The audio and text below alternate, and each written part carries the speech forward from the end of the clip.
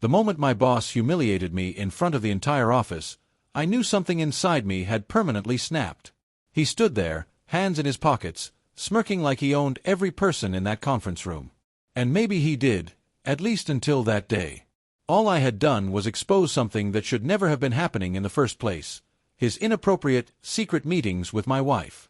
Nothing physical was shown, nothing too explicit, but the emotional betrayal and hidden intentions were clear enough for anyone with a moral compass. But instead of addressing the truth, he turned on me.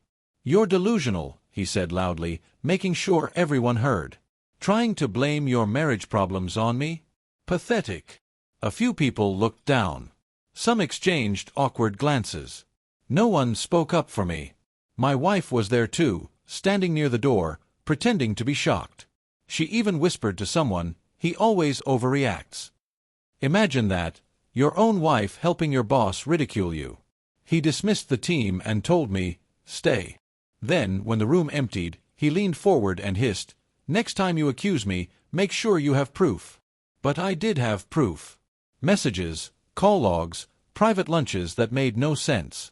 Nothing graphic, nothing inappropriate for teens, but enough to show they had crossed lines they shouldn't have. I didn't argue. I simply walked out of the office, went home, and sat in silence. Anger wasn't loud, it was cold. The next morning, when I returned to work, whispers followed me like shadows.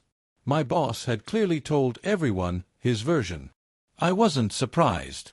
He wanted me to look unstable so he could protect himself and the secret he shared with my wife.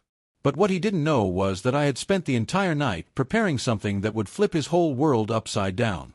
Before anything else, I filed a detailed report with HR, not about the affair, but about how he used company hours, company money, and company property for his private outings. I had dates, times, receipts, meeting logs, and office footage timestamps. Again, nothing graphic, only factual misconduct. HR scheduled an emergency compliance audit. Then I went one step further and emailed the board of directors anonymously.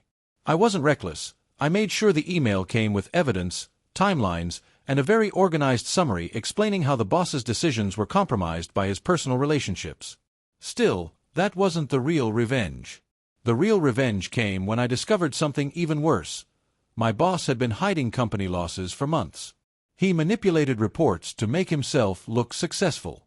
It wasn't illegal, but it was serious enough to get him removed if exposed. And so I exposed it. During the next company-wide meeting, HR and the board walked into the room unexpectedly. My boss, sensing trouble, tried to take control.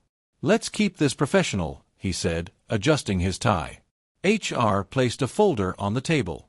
"We need to discuss your performance records." My boss brushed it off, saying he didn't have time. The board president spoke next. "Make time." I watched from the side as they laid out everything I had uncovered. Falsified numbers. Misused resources. Suspicious scheduling. And then, the final blow, HR revealed his unauthorized private outings during work hours. He turned red, then pale. His hands shook. He looked around the room, desperate for someone to defend him. But no one did. One of the managers finally asked, "Is this true?" My boss stumbled over his words. This is being twisted." It didn't matter. The evidence was clear. They suspended him immediately, pending full investigation. He tried to glare at me as he walked out, but the glare died halfway. The man was finished. Later that evening, my wife confronted me at home. "Did you do this to him?" I answered calmly, "No. He did it to himself." She didn't know that HR had also interviewed her as part of the investigation. Her story collapsed under pressure, and the truth came out. Not in a dramatic, graphic way, just enough to show she had been dishonest with everyone, including me. She asked if I still wanted the marriage. I told her, "I want peace. That means letting go of anything that destroys it."